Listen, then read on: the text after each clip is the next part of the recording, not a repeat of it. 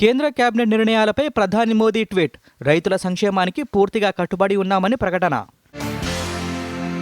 సికింద్రాబాద్ నుంచి మేడ్చల్, జేబీఎస్ నుంచి షామీర్పేట వరకు మెట్రో సేవలు డిపిఆర్ను సిద్ధం చేసి కేంద్ర ప్రభుత్వానికి పంపాలని సీఎం రేవంత్ రెడ్డి ఆదేశం. సంక్రాంతి పండుగకు హైదరాబాద్ నుంచి ఏపీకి ప్రత్యేక రైళ్లు నేటి నుంచి బుకింగ్స్ ప్రారంభం.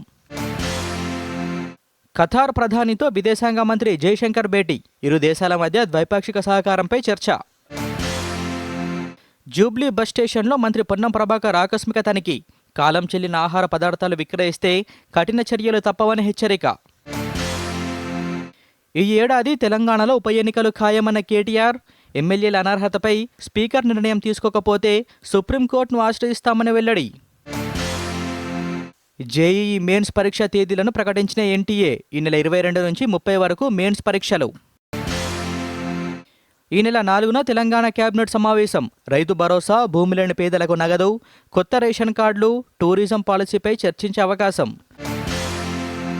సంధ్యా థియేటర్ ఘటనపై డీజీపీకి ఎన్హెచ్ఆర్సీ నోటీసులు. తొక్కిసలాట ఘటనపై 4 వారాల్లో నివేదిక సమర్పించాలని ఆదేశం. జైళ్లలో కుల వివక్ష సమస్య వెంటనే పరిష్కరించాలి.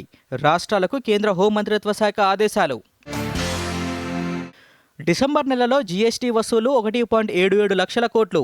వరుసగా 10వ నెల 1.7 లక్షల కోట్లు దాటివేత. విమాన ప్రయాణికులకు ఎయిర్ ఇండియా శుభవార్త. దేశీయ విమానాల్లోనూ ఇక నుంచి వైఫై సేవలు. 2024 సంవత్సరంలో ఎండల్లో రికార్డు.